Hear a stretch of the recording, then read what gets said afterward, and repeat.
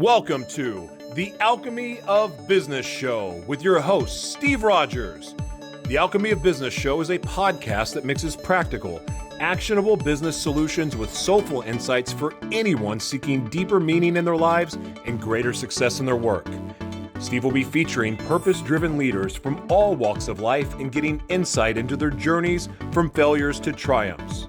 So tune in to transition, transform, and evolve in every dimension of your business and life. And now your host of the Alchemy of Business Show, Steve Rodgers.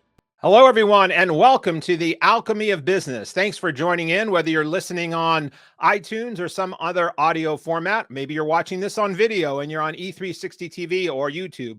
However you got here, I am just glad you are here. And today, as always on the Alchemy of Business, we are talking about wiser decisions, greater profits in your life in abundance in all areas, and higher purpose.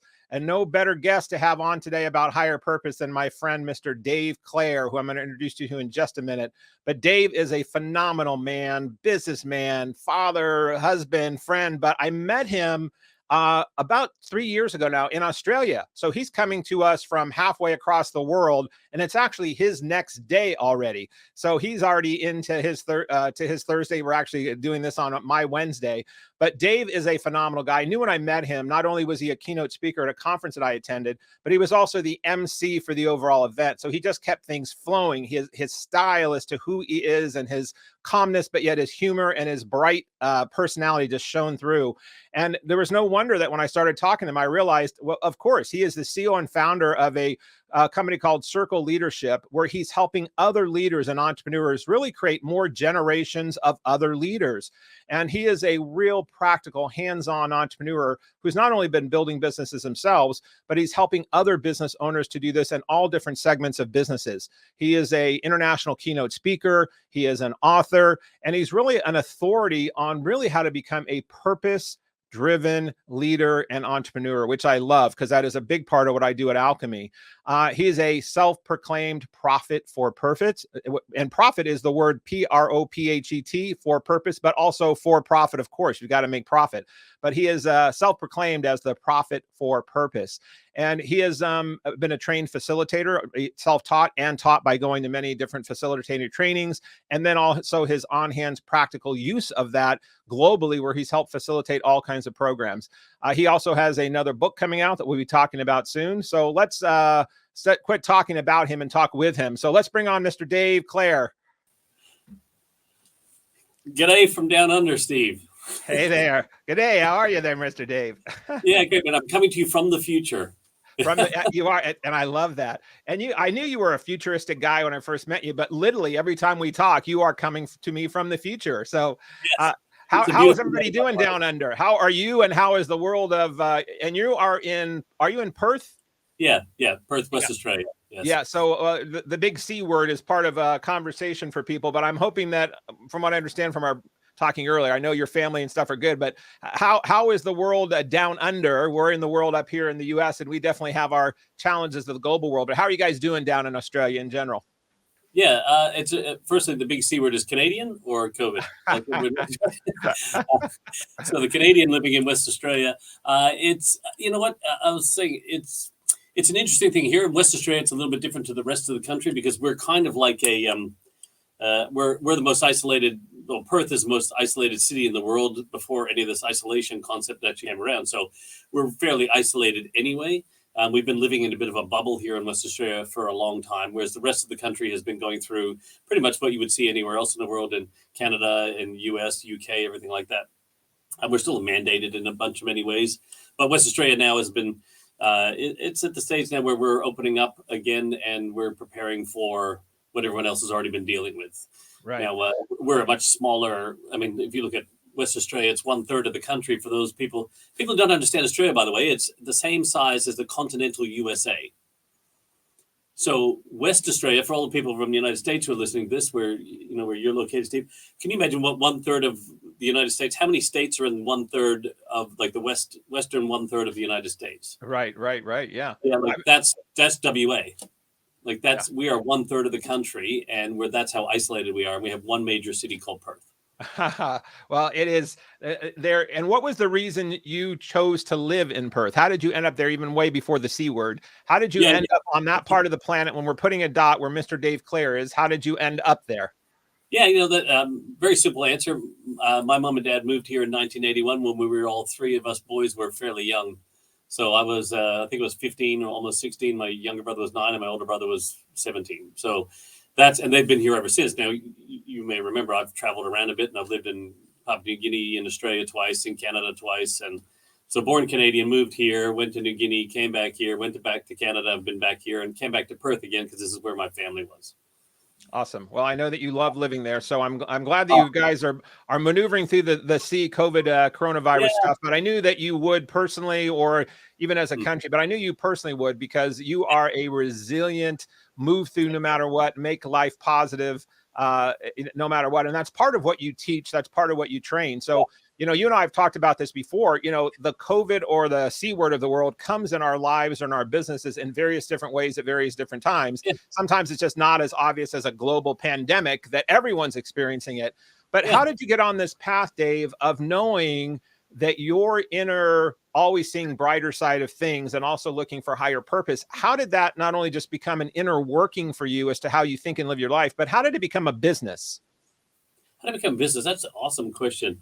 So firstly, I want to just share one simple thing, like from anyone dealing with this, the way I've dealt with. I'm a human being, right? A spiritual human being myself. And when this stuff all happened, and this stuff will happen, let's say pandemic wise, but there'll always be some disruption now that I think that's going to come along, which is why I do the work that I do, which is really cool. But it's easy to go into victim mode, and I've felt myself go into victim mode, like, oh, why is this happening to us now? We just got the new, we just had really some momentum going with clients, and like, what's, and then it's like, oh, hang on a second, Dave, is this happening to you or is it happening for you? And so went from victim mode to victor mode. And like, that's the resilience. The resilience is how long you stay in victim mode. Right. And because of my resilience, my strength, like I was like, oh, you know what, Dave, you've been through things, not maybe this grand scale before, but you know what to do and how to, sometimes react, but ideally respond to these sorts of things and do something with it. And so I put opportunity in the board and so reimagined the way we would serve clients going forward into the world. But so that's that take on that. But if I go back to how did I do this work, I've considered myself a slow learner, Steve. Like what this whole purpose concept for me, I always knew innately, you get that feeling that there's something more to my life. There must be some reason why I'm here, and there's something I'm supposed to do with my life. But it took me a long time to work out what it was. But what I did, and this starts to lead to how I help other leaders reconnect with their purpose. Because firstly, I believe you don't need to create a purpose. It already exists. You might need to uncover it or discover it because it's just been buried or hidden for a long time. But I believe it's in there. And then what I did is I made a list of all the things. When I looked at the people that I love working with and serving and stuff like that, I made a list of what are all the problems that they had that I was really helping with, and what was I most passionate about. And when I kind of summarized those two lists and looked at where they collided, and then this is where I believe your purpose lies, at the crossroads of your passion and their problem, where those two things collide, that's where your purpose lives. So I wrote down this thing, when I helped, it was one of my first clients, Tim Gleason in Canada, help him really crystallize why he started his business in the first place. And we saw his whole mindset shift in terms of like, this is why we do business. And I remember it was, they were a third-party logistics company, and it was to create the smartest distance between 2 points for when they were doing their stuff. And then when he reconnected to that, and then he was able to connect his team to that, like the business just went crazy. And I'm like, I look back at all the other people where I'd done that with Dr. Steve Rodgers and, Saving Lives Ahead of Time, and all these people helping them really connect not only to the purpose, but become the prophet, the inspired teacher, leader of their cause or their calling. That's when I said, if I can help people become the prophet of their purpose, they will profit from their purpose. And that's how that all started. Well, and I love that. And I know I want to come back on the next segment we talk about and go from that. And then you go into, you dig down further on that and about, I mean, we've heard about mission statements for a long time, but you really dig deep on it in a different kind of flavor, and like the why of, instead of just what is your why, you get into the why of why have your why and why you need a mission. So I want to come back and talk about that, but I want to go back before we end this segment and talk a little bit about your victim mode to being the victor. Yes. You and I have chatted about that before, and I've done various reading on that. And I believe that, it's kind of that glass half full, half empty concept, but it's also this way people live their life, whether it's a person, a family, a community, a society, or even a country. Sometimes this mode of victim versus victor. When did you first start becoming aware of that concept? And what did you do to start making yourself aware that you were in it? And then do you have any skills or techniques that you snap yourself out of it sooner than later than in your early days? Yeah. Awesome. So yeah, for me, it took somebody else to help me to identify with that. So I actually, a good friend of mine, Stephen, here in Australia, he did a whole life timeline, and he just looked back at all the things that happened to me and asked me when most significant moments were. And then he started to show me a pattern where, things would happen, and then, I would take this long to deal with it, and then I would actually find a way to, react or respond. I think there's a difference between reacting and responding to something. Reacting is the thing, and responding is saying, hey, this has happened. Let me think about it. How do I interpret it? And then what I'm going to do with it. And when I learned to move from react to respond mode, and he said, look, and he's pointed out, like, here, this happened to you, you reacted, this happened to you, you reacted, this happened to you. Now, you've always demonstrated your ability to bounce back. But he said, when are you going to learn to respond to things and be more proactive in situations? And that was really important for me. It's like I just mapped out all those moments in my life. I'm like, holy crap, you're right. Like when that happened. And like I reacted. And then once I could actually see it. It's almost like I had to take it from the inside and put it back out on a wall where I go, holy crap, that's it. Like, look at that. I was able to look at that. And then so now it's for me it's almost like I feel it now. Like, as I said, I'm a human being. So it doesn't mean I won't go into victim mode, but it's how long I stay there. And it's how long does it take me now to notice that, oh my God, I'm thinking like this is happening to me, not for me. Yeah, absolutely. And so that's where, like, for me, I wrote opportunity on my whiteboard. I have a picture of it up on one of my socials somewhere. And I just said, what's the opportunity here?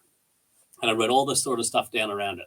And that for me is when I look at, if you're a victim, then why is this happening to me rather than why is this happening for me? And that's the simplest way I can look at it for people. So if you just wrote, why is this happening for me instead of why is this happening to me, what would you come up with? Yeah, exactly. Yeah. Exactly. Well, I love that. And we're going to come back. We've got about 1 minute left on the segment. We're going to come back and dig further in that, but we're also going to dig in when you change that shift, that shifting, someone else got you aware of that. You took that in and you said, okay, this is a shift that I have to make. And then I love that you said, how quickly can I get to that? Because I think about people that are in certain skills. I mean, the Olympics just ended. You look at people that are artful in their skills about certain things. And sometimes when you understand something, and then it's either how to get more swiftly to that, whether it's to earn profit more quickly, whether it's to keep your employees engaged more rapidly, whether it's to learn from your mistakes more rapidly. And I think once you're that awareness, I love that there's also the awareness of the timing. How quickly or how deeply can I do something? So I want to come back and talk a little bit more about that. And then how does that also tie into why is it your approach of why you need a mission is different than having a mission statement? Awesome. And should people have a mission statement personally and professionally? So I want to come back and talk with Dave Clare about mission and this concept about mission. So we'll be right back. Thank you for listening into the Alchemy of Business. We will be back in about 1 minute, everybody. Thank you.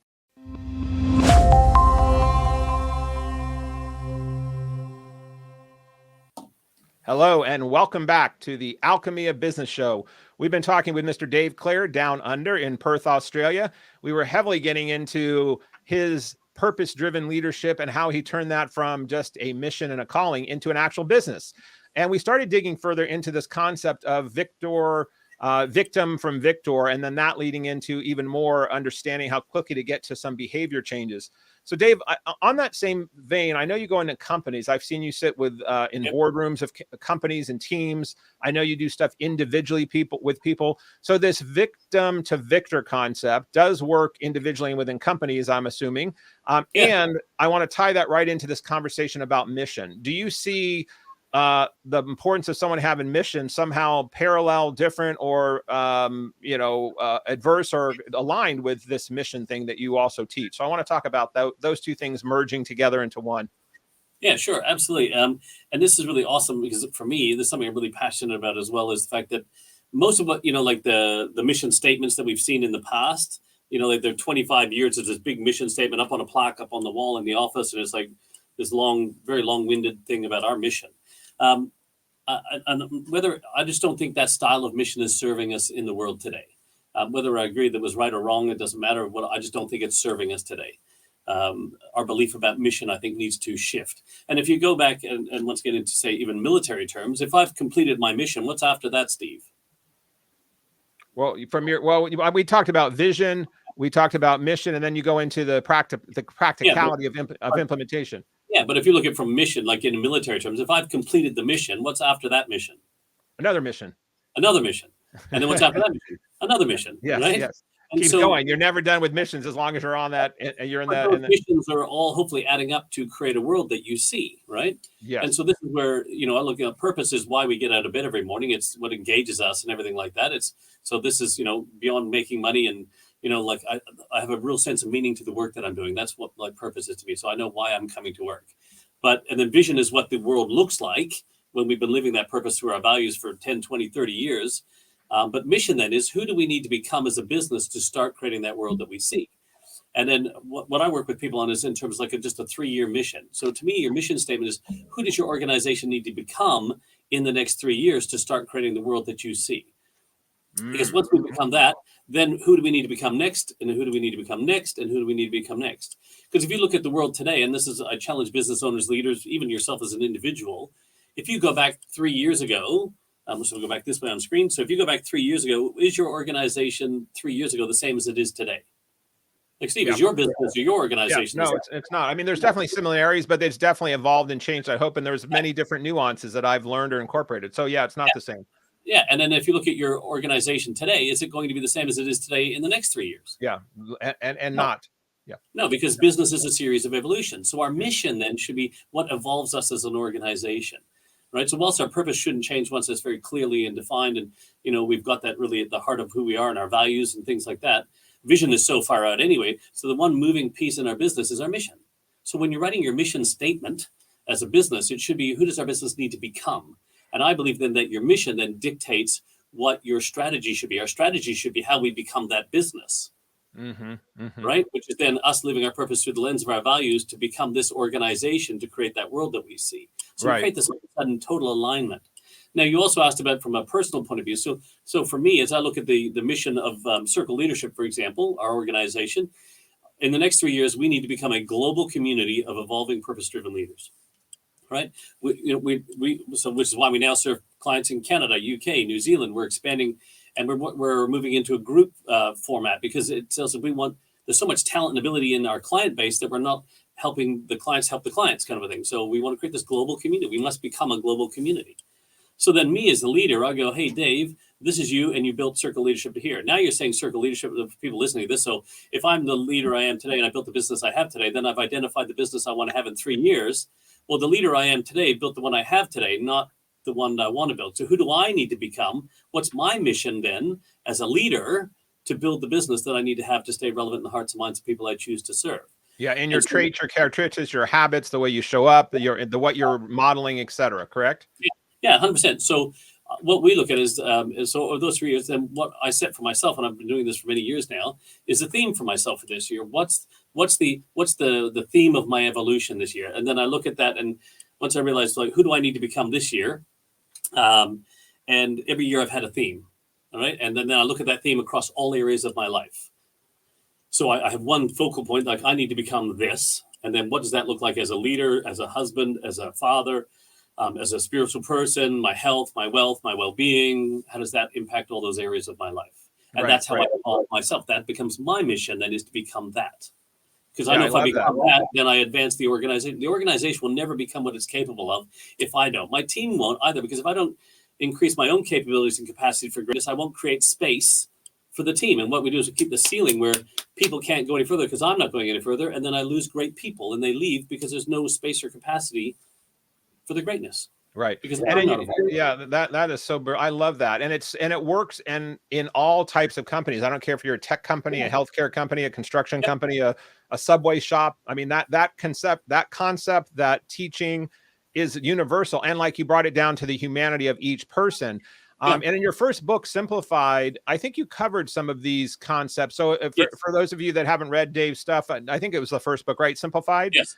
So if you're on Amazon, if you're listening in, you can buzz and get his book there. But Simplified, I think you were trying to take some of these sometimes overwhelming, sometimes people look at them as airy fairy type topics and bring them down into not just this topic, but also simplifying the stuff that needs to be done to create the life or business that you want. And we are going to talk a little bit further also about your practicality of your toolbox, but I want to come back first and talk about Simplified and how did that book start, and are some of these concepts in that book? Yeah, 100%. Well, you know me, Steve, I'm a pragmatic spiritualist, and we've talked about I this love before. that. Say that again. You are a pragmatic spiritualist. Tell us what Yes. that means to you first, and I'll go Yeah, into yeah, Simplified. totally. So I'm a spiritual human being like that, but for me, there's and there's no right or wrong to this. There's people who are just very pragmatic. They're just very practical about life, and there's people who are extremely spiritual. And I guess I keep one foot in each camp. I want to help the let's say the pragmatic people understand a bit more of spiritual context to the stuff they do, and the spiritual people understand how to turn that into something that's simple for people to understand and be able to go, okay, I get that. Because, it's like I've always said, I have my feet on the ground and my head in the clouds. Yeah. And so I'm somewhat grounded, but in that sense. So as a pragmatic spiritualist, that's how I describe it. Yeah, I love that. I love spirituality, but how do I put that into some practical application in my life? Yes. Right? So that's and that's exactly. I loved that stuff, and that's in Alchemy. What I've been also on a mission to do, and I brought in the concept of really for myself and talking about spiritual intelligence of how do you take the spiritual concept in an intelligent way and create wisdom and then practical steps. So let's go back to you. I'm sorry to interrupt you, but talking on, you've got this slide up here that my engineer Noel just threw up. That is IQ, SQ, spiritual intelligence, and EQ, emotional intelligence, which is part of what Iggy was about, my book, Iggy Principles. But your books, your writings, and your teachings, you've been doing this for a while. So I'm digressing because I was going to talk to you about Simplified, but let's go here and then let's bounce back and forth like you and I do, because this slide is so cool. I can't not. For those of you that aren't seeing this slide, if you're on audio, it's somebody's brain sideways, like a side of a drawing of someone's head. And at the top, it says SQ for spiritual intelligence. And then in front of them is EQ for emotional intelligence. And then right behind them is another IQ for intelligence. But it's basically saying the left brain, the right brain, and the whole brain. So this slide here, Dave, that we're looking at, and some people might see that, tell me about this slide and how do you use this and what does this mean to you? Well, yeah, when you talk about so for me, the spiritual intelligence using the whole brain, like to me, that's what I talk about is like you have your normal brain, but your heart brain as well.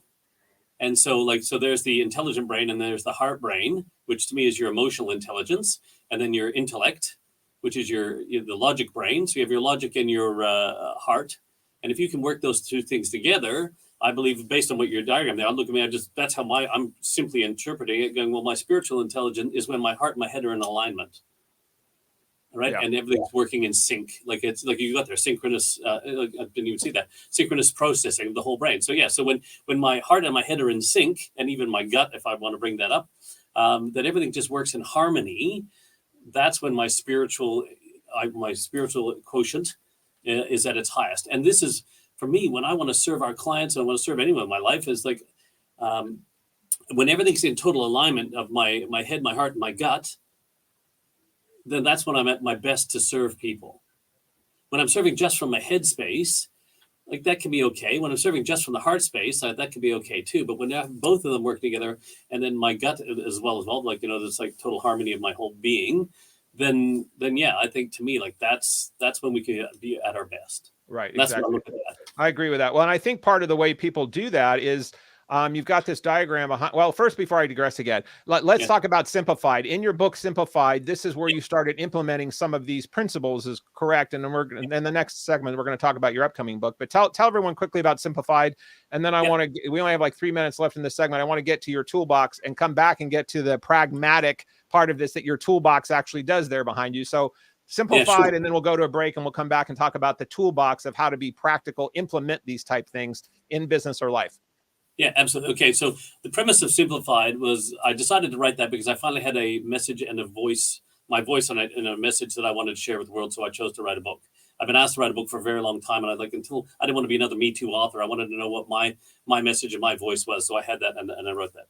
And it's built on the premise that I believe people want three things in business, which is, and if you look at yourself in your own life, they want something to believe in, a sense of purpose or meaning to the work that they're doing. They want somebody who believes in them. That means a leader or a manager, what do you want to call them, that actually empowers them to make smart decisions through having values to say, here, make some great decisions. I believe in you. And then a leader that they can believe in. So someone to believe in who has a vision of the world that's far greater than all of us combined.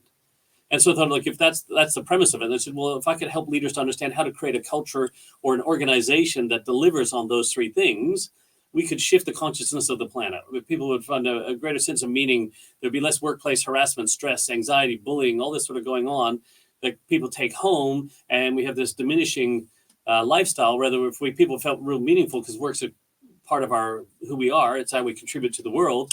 If I could have some meaning to that and do that in a place where I'm loved and feel that I can love, then I could take that home and we could increase and improve the consciousness of how people feel about the workplace. So that's why I wrote it. But then I wanted to do it in a way, as the pragmatic spiritualist that I am, with really simple tools, because I think most of what we call leadership today, Steve, it's just modern management practices, and we complicate things far too much. And I believe it was time to lead differently. So I wanted to show people in a simple step-by-step, do this, do this. Here's how you create the culture and strategy alignment. So you don't have to have a culture that needs strategy. Here's a simple way to do that, as we talked about. Here's why our business exists. Here's how we think about it. Here's the world we're creating, and here's the business we're building to do that. Here's how you take people on that journey. You form a narrative. Words form a narrative. Numbers tell the story. Do the numbers and like the story and the narrative match. And then here's how to lead them, and using the teams and how to lead teams and become coaches, not bosses, and all those wonderful things to bring those organizations to life. Yeah, that's wonderful. Well, I and we've got about 1 minute left here, but I love that on so many levels. But in our lives, I have seen people that have gotten to successful businesses with lots of profit. They've made lots of money. They've had lots of success, and they get to that point of that void of, is this all there is? I thought this was going to feel different. I thought this was going to mean something different. And then they start searching. Oh, and now it's time to search for this purpose thing. Yeah. I also have other people that are so driven on their purpose and being of significance, and sometimes too immersed in that I've got to make a difference in the world, that they don't have that pragmatic step-by-step process to run an effective, profitable business that has good operations, good HR, good marketing, good lead generation, et cetera. So I love that you've pulled all that together as a pragmatic spiritualist. So for those that want to learn more about Dave and his pragmatic spiritualist, he has a toolbox that he has, and it's actually, you can't see him if you're on audio, but he's got this great board behind him that is his toolbox. It's got a bunch of great pyramids and circles and diagrams. So for anybody who's more analytical or pragmatic, come back and let's learn more from Dave on this. How do I get these step-by-step, either in my personal life, if I want more purpose and to feel more loved and more on purpose with what I am and who I am and why I'm making a difference, or if you're doing that within a company or within a department or within your job, whatever it might be. So come back and let's hear more from Mr. Dave Clare down under. Thanks, everybody. We'll be right back.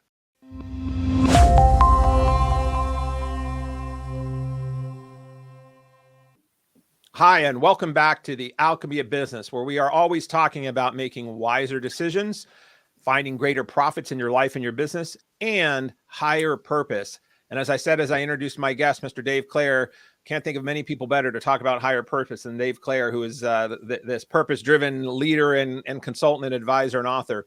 But as we were talking about purpose and mission and making a difference in the world and all of this spiritual intelligence, EQ, IQ, SQ, before this last segment, we also talked about Dave is also a pragmatic spiritualist. And Dave likes to get into the step-by-step processes or systems, which I love as well, because most people want to know, okay, how does this work? Like, how would I make this work? Not everyone wants to know how the watch is made, but they for sure want to know how to tell time. So Dave, behind you, I've mentioned this in a couple of segments, you've got this really cool board behind you. And for those that can't see it, if you're just listening in, we'll again be putting some of these images in the show notes, but Dave has a really cool, big, huge whiteboard behind him that he's got some static images called a toolbox. So Dave, I think this is some of your core principles. Can we have you spend a little time? I'm going to turn the mic over to you as a teacher for a minute and see what you can take people through on some of these step-by-step processes here.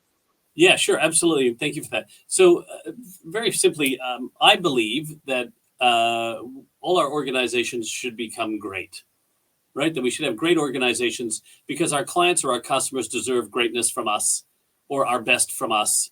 If you're going to do anything in the world, why not do it at the highest level, right? And to me, And that's a little bit of part of my own spiritual context. Is I think if I should be serving at my highest level, whatever it is today, and then striving for an even higher level. Because as good as I am today, I know I'm capable of becoming more.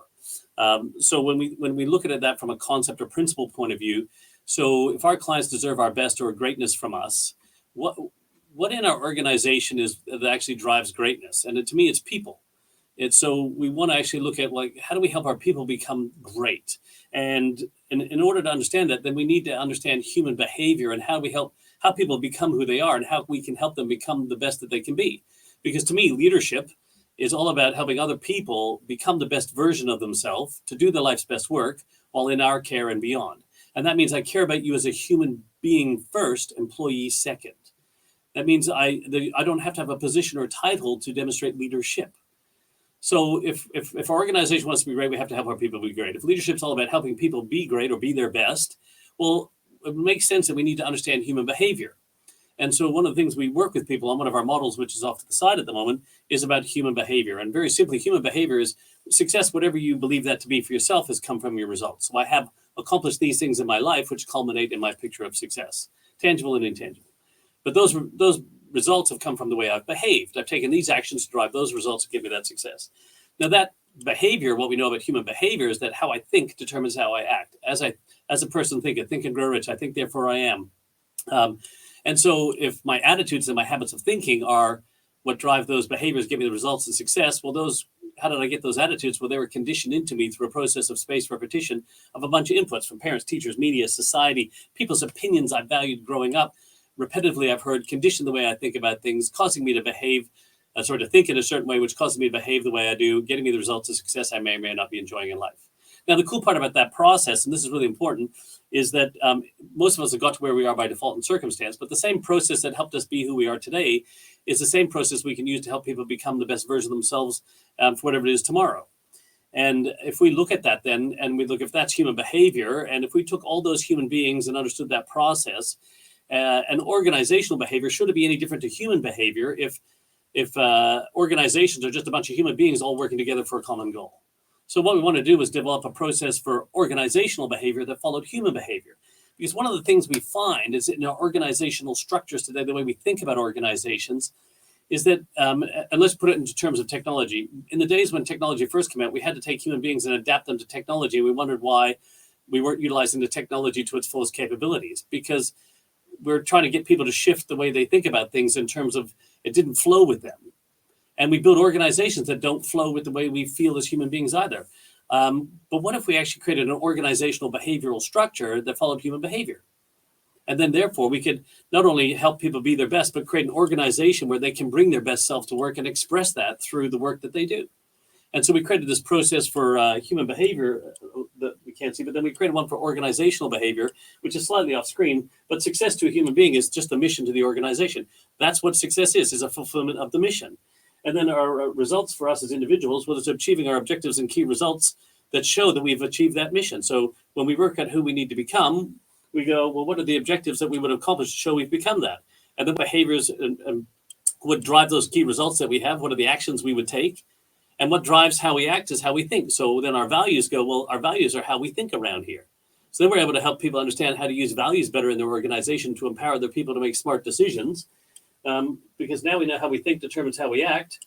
So we want to make sure, unlike Volkswagen, who had care and sustainability for the environment as their number 2 core value, and yet they allowed people in their organization to come up with ways to cheat on the emission test in vehicles. So it didn't fit with the values of the organization, but they allowed that to happen. But if we have actually values that we lead, live, and love every day, it should guide the right behaviors to drive the results and fulfill the mission of the organization. And then instead of conditioning, what we use is coaching. So we need to coach our people to coach the gap between the thinking they have and the thinking we want, which is the values of our organization. And how do we coach that gap? Because this is why we need to make sure we're coaching our team into greatness. Because we should be using coaching in our organization, because you just can't boss people and tell them, you can use incentive and fear, but if we're coaching them because they understand why we're doing it and what it means to them and how it impacts them in a human way, well, then people are more likely to lead, live, and love those values in your organization if you're helping them shift their thinking from the thing they have into that lens and move them forward, rather than telling them to think this way, telling them to do this thing. Because unless we reprogram the automatic pilot, it's not going to change permanently anyway. So we created those two models. And then this other diagram that you'll see here is when we layered human behavior and organizational behavior over the top of each other, we built what we call our business evolution roadmap. And that's what this tool is here. Yeah. So for those that are seeing, you'll see what Dave's pointing. It's like a pyramid with a bunch of circles at the bottom. For those who are on audio, this will be in the show notes, but it's a very cool visual that you have there, because it really makes the ascending concept here. And then the foundation that you need with the circles at the bottom, which I'm assuming are taking these values and making that part of your foundation. Yeah, absolutely. This is how you pull it all together. So you create a culture and strategy alignment. So if we know then that we, so we get down the bottom. So down the bottom, it says purpose. So purpose is why we get out of bed every day. So if everyone knows why they get out of bed every day, and then on every occasion, we're coaching them through the lens of the values, we're empowering them to make smarter decisions. Firstly, they have something to believe in as to why they come to work every day. Then secondly, what they have is they know that they have a leader that actually believes in them, that can empower them to make smarter decisions, and helping them coach the gap in terms of the thinking and more in alignment with the values of the organization, to drive their 90-day action plans, to achieve their objectives, to fulfill their 1-year operational plan, if whatever you want to call it in business, which will lead you to where you want to be in 3 years, which should be us becoming the organization in terms of our mission to start creating the world that we see as this vision that inspires us. So when we layer these two things over, what we now have is a purpose that will drive our business, a set of values that will guide us. We have a mission to evolve us and a vision that inspires us. We have a leader who has a picture of the world that's far greater than all of us combined, all right, that is so big that we can't accomplish it alone, and says, here's the business that we need to build. And there's a great quote that I'll share with you very quickly. Antoine Saint-Exupéry, it's my best French Canadian I can give you. He said, if you want to build a boat, don't gather the men and women to garnish the materials. Give them a yearning for the vast and endless sea, and they'll do whatever it takes to build the boat. I'm paraphrasing a little bit. Yeah, but that's good. Yeah. So they're so excited about this future world that we're creating together. Well, then you go, well, what do you need me to do to help build this boat? So our mission is, what's the boat we need to build to start sailing out to that vast and endless sea? And then this is where everything, then if you reverse engineer, they go, well, what would we need to accomplish in 3 years? What do we need to do in the next 12 months? What do we need to do every 90 days? And you now have a process for your organization. Right. And this leads into people's businesses, that they then overlay what those missions are for themselves. And then you're chunking those out, I'm assuming, into specific task, people's job descriptions, who's going to handle what, who's the stakeholder. We have about 2 or 3 minutes left in the segment. So let's finish. Let's have you go on that mission, finishing that up on those last 2 quick diagrams. And then we're going to talk about your upcoming book as well. Yeah, I'll just do the one next diagram. But just to your point, Steve, this way we get people involved in the work, involved in decisions about the work. So they have a greater sense of ownership and participation when we have this. So that if we're only planning out every 90 days, then they get involved in how we're going to do this 90 days. So they have a sense of ownership of the work too. Then the last part then is other diagram over here, which is the circle of organizational leadership, which I created back in 2001, is how do we keep, when you took a look at organizational hierarchical charts, most of the power is held at the top of the organization. These are what I call ecosystems of leadership. So I'm the boss, you're my subordinate. All the power is at the top, but all the information is usually down the bottom in terms of what's happening on the ground. So power and information rarely coexist at the same table. Also, if there's somebody in one team on the bottom right-hand corner of that hierarchical chart who has an information for somebody at the top left, it's going to go up and down through all these channels to get there. And so we have this boss-subordinate system, which is why I call it an ecosystem of leadership. But what I want to do is create an ecosystem of leadership in the organization.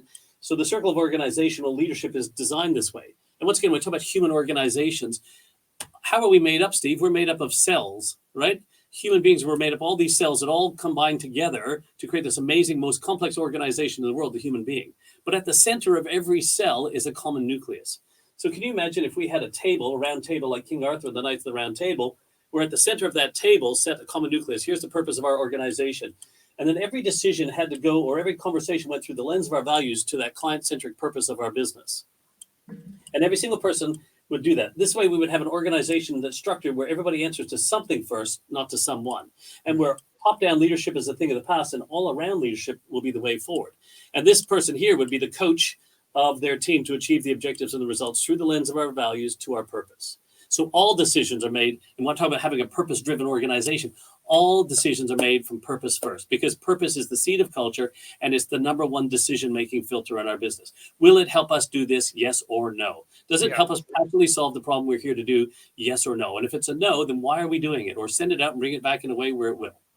Well, there's so many teams like that in an ecosystem. That is the best way to do it. I love that. I mean, there's so many great quotes and we've got some amazing hashtags in there we're going to be putting out on this, but I love so much of that. But one of the ones popped out in my engineer Noel pointed out as well is the ecosystem versus the ecosystem.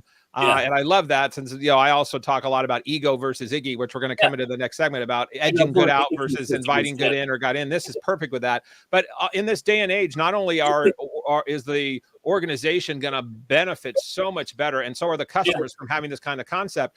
Millennials and younger people are demanding this. They have so many choices in workplaces. And if you're pursuing talent, that people in their 20s and mid 20s and early 30s, whatever it might be, they no longer just adhere. If you're my boss, you're my boss, and I'm going to do anything you say. They want to have purpose-driven environments. They want to have collective consciousness. So it's like it is already evolving in societal's desire and need. And for companies that are willing to lead in this and create from that versus having their arm twisted behind them back that they have to do it, will be so much ahead of the game. So I love that ecosystem versus ecosystem. And then also the answering to purpose first before someone.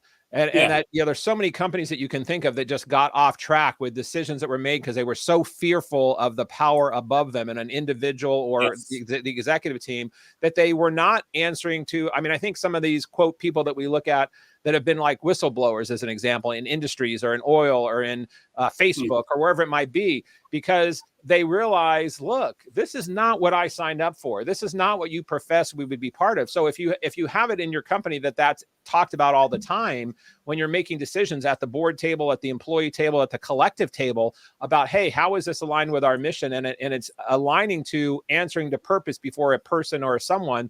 That is really how you get massive change. So I love that. So thank you for summing that up. Your book that you have coming out, I believe we've got it up here on the screen. We can pop, and we're going to jump another segment, but it's called You Can't Boss Someone into Greatness. So tell us how you came up with the title, and when does the book come out? Yeah. So very quickly, I was talking to a friend of mine who's a big Jim Collins fan, and once again, it was that concept, like, if you want to take your organization from good to great, what in your organization needs to go from good to great? And they're in the human resources world, which is resources for humans, not humans as a resource. So they call themselves Big H, Little R organization. And I was speaking to Robin. He said, well, your people need to. And I said, well, great, but you can't boss someone into greatness. And that just sort of fell out of my mouth. And that's why, as pragmatic spiritualist, something from another plane, I was a conduit, and I just said that. And he goes, oh my God, that's amazing. And so I wrote that down. And it's something that I've been working with for a while with people in terms of how to become a coach, not a boss. And I said, well, that's the title of the book, because I want people to understand that you can't boss someone to greatness. We don't have head bosses, offensive bosses, defensive bosses, special teams bosses. We have head coaches and things like that. So that's what the book is. It's going to come out ideally, I believe, it towards the end of June or beginning of July. So well, we won't be able to get our hands on that soon enough, because that's a great title, and I know it's going to have additional great content like this is in it. So everybody listen in. If you'd like to learn more about greatness personally, professionally, in businesses you are working within, business you're creating, or businesses you're running, come back and hear more from Dave Clare on getting into greatness, and learning also a little bit more about Dave on the personal side. We have a fun segment we're going to do on Instagram images. So you'll come back and learn about that on this next segment. So come back and join us on the Alchemy of Business. Thank you, everyone, for listening in. We will be right back. We'll be on Instantly Interesting Instagram. So stay tuned.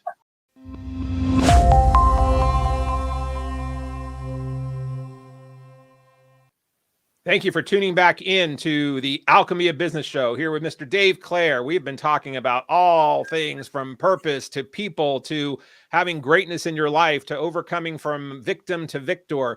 And we're going to jump into this last segment and have some additional fun here with Dave, because it's been fun along. And we were talking about his book, You Can't Boss Someone into Greatness, coming back out in June. That'll be in the show notes. So we'll make sure everyone gets a blast on that when it comes out. So congrats, Dave, on getting that done and following your own spiritual intelligence of having that title come through you. And it's always great when we follow our intuition, and it's in our psyche, and then our spirit and our heart, and then boom, it's on paper, and then it's on an image. And now I'm showing it from where I am in San Diego across whoever's going to watch this across the world. So it's so cool how to manifest things. You were talking about Think and Grow Rich.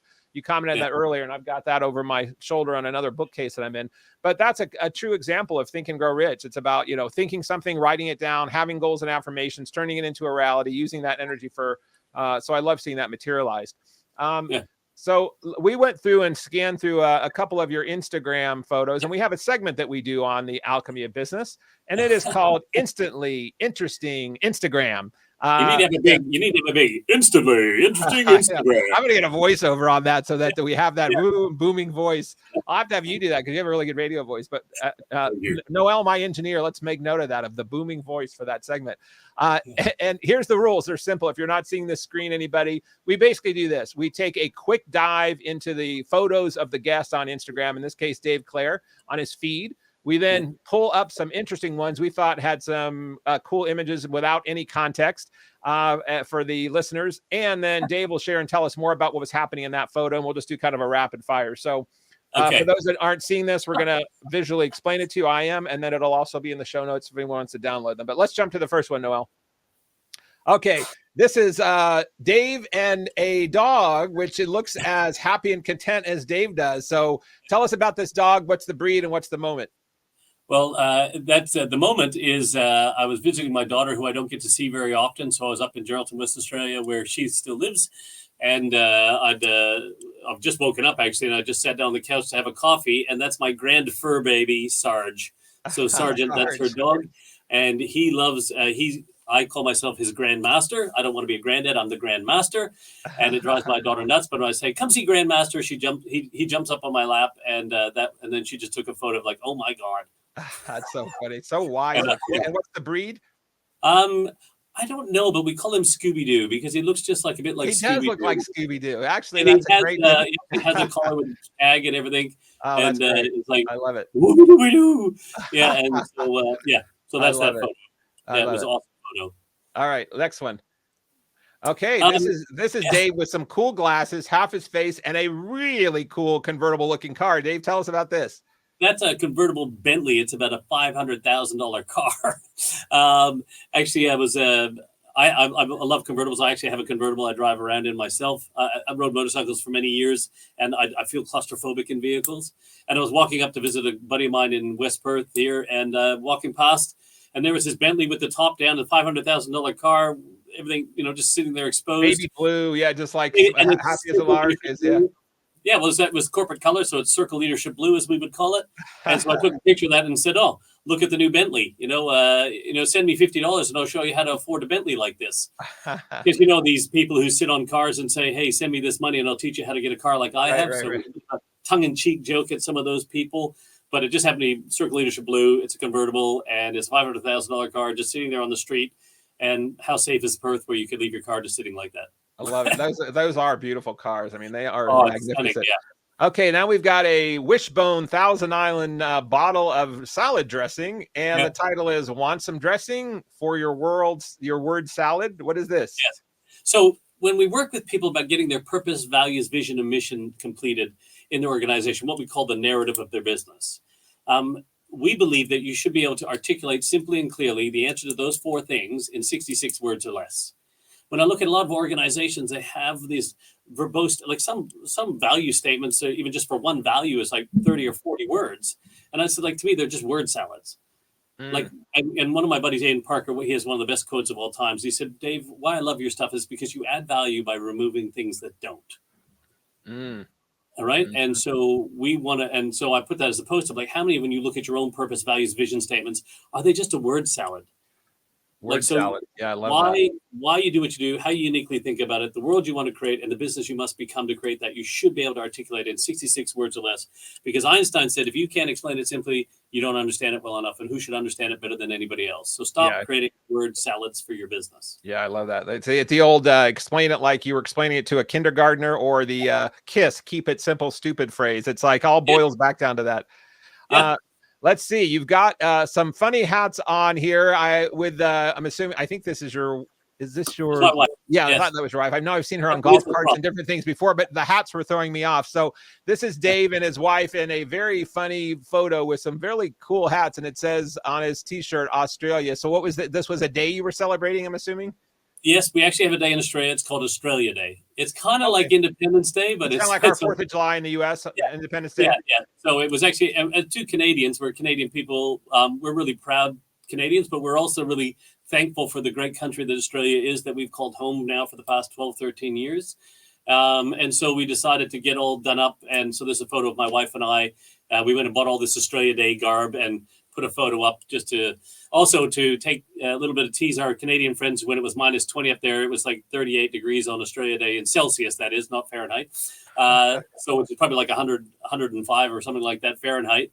Of us out in our backyard with our pool. So we wanted just to say happy Australia Day to all our friends and family. Well, happy Australia Day for sure to everybody down under, and happy for anyone who's listening from any part of the world. We're so glad you're listening in. Yeah. We've got about 5 minutes or so left with Mr. Dave Clare, and I want to jump into the segments. There's no problem talking with Dave about spirituality because he's already been talking about that since the very beginning. Some of our guests, we don't get to the Iggy moments until the very end, and that's with the first time we actually start bringing up spirituality at the depth you did. So I love you're already incorporating that in your when you talked about setting your goals or within companies, it is have to be about the money you make, your health, your family, your relationship, your spirituality, your dreams, your desires. It's all one big ecosystem.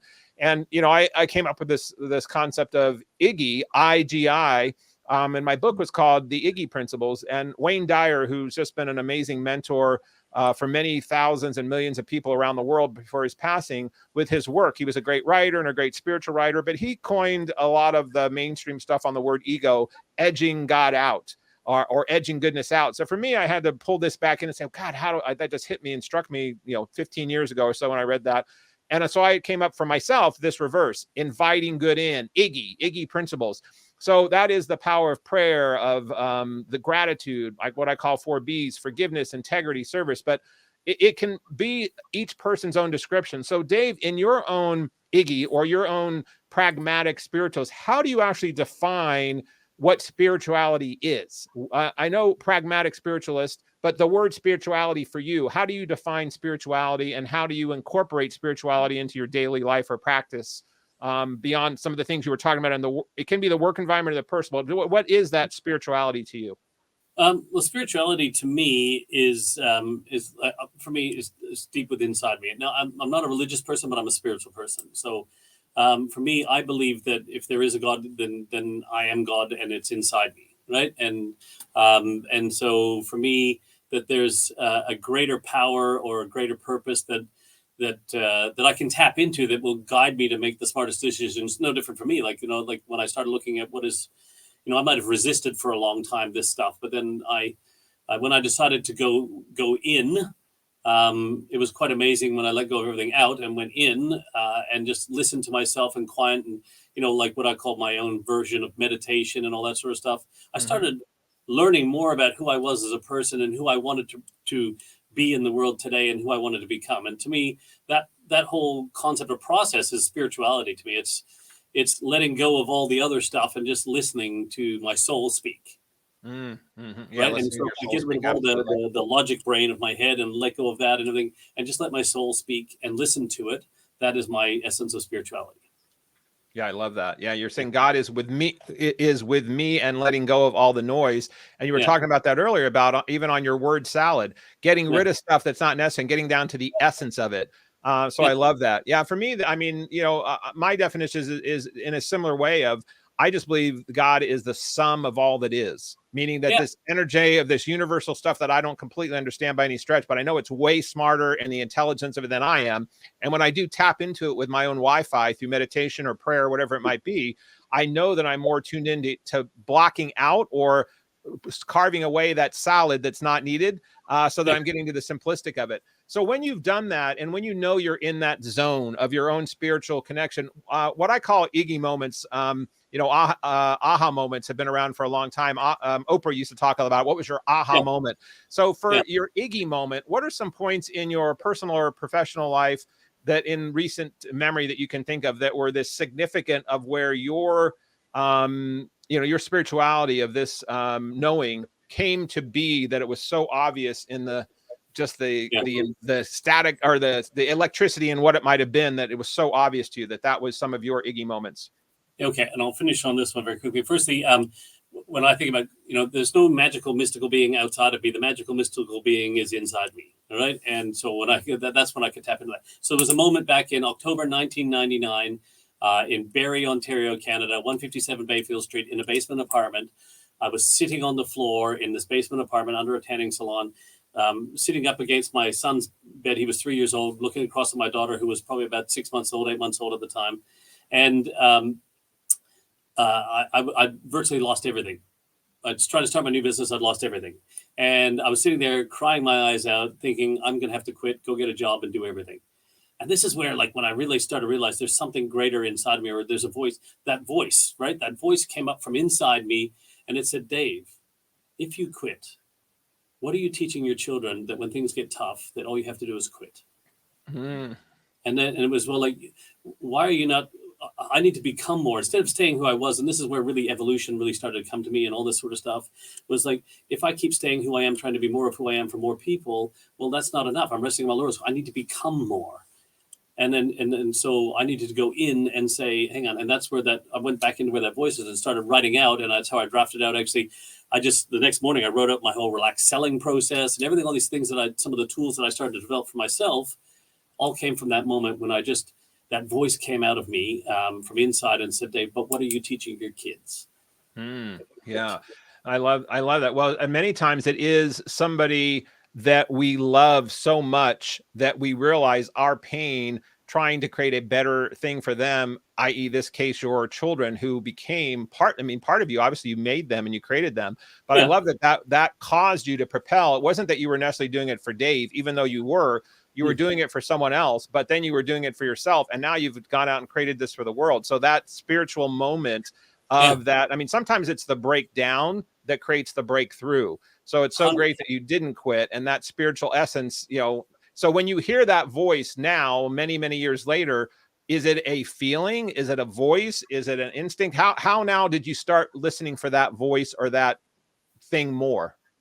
Yeah. So now, once again, this is where then over the years, as I started to realize, like, hey, there's something there, and I started listening it to more, I really dove into spirituality, and I started understanding more about spirit and how do I tap into that, and meditating and closing my eyes and just allowing quietness and then seeing a light through me, and some practices like that I could see.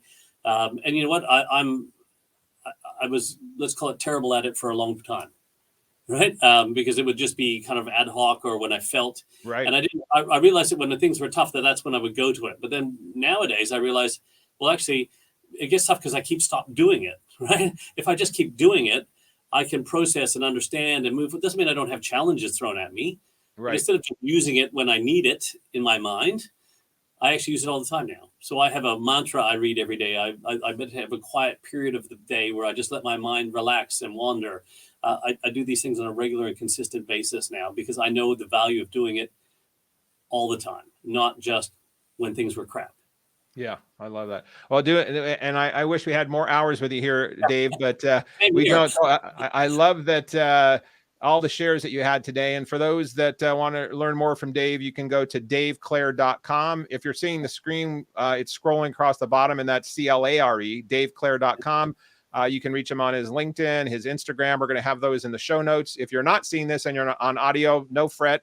Again, jot down daveclare.com or just check out the show notes and learn more about what Dave does. But I've been really, really thrilled again, always connecting with you, Dave. I knew when we first met, we had this across the world relationship of friendship, and we don't talk near as much as we should or want, but we do because of social media, and your mission of what you're doing is very parallel. So I always feel like I'm right there in your back pocket with you, cheering you on, because your work is so great. And I just applaud you on connecting this purpose and spirituality and practicality, and you're being a pragmatic spiritualist, but also having your toolboxes to help others figure out how to do this. So thanks for being on the show. Any closing words for the guest? For the guest or from the guest? Yes, from the guest, sure. For them, yes. Anyone listening to this, please. Steve's first book, From Lead to Gold, is a ripper. It's an absolute magnet. It's like a masterpiece. I loved it. And I read that a couple of times. I'm like, this is such a great book. Iggy, I've read through as well. What an insightful piece of work that you've done. And once again, you channeled. So I would encourage people to definitely get your books for me. But last but not least, yes, I would like to give a gift. Is that okay? Absolutely. Please. We have a business evolution roadmap, which is kind of the pragmatic component of all the spiritual context of this that I'll send you. You can put it in the show notes and anyone can download it. It's, when we talk about a business, Steve, let's get everyone on the same page. Well, this is the same page. It allows you to get your culture and strategy in total alignment.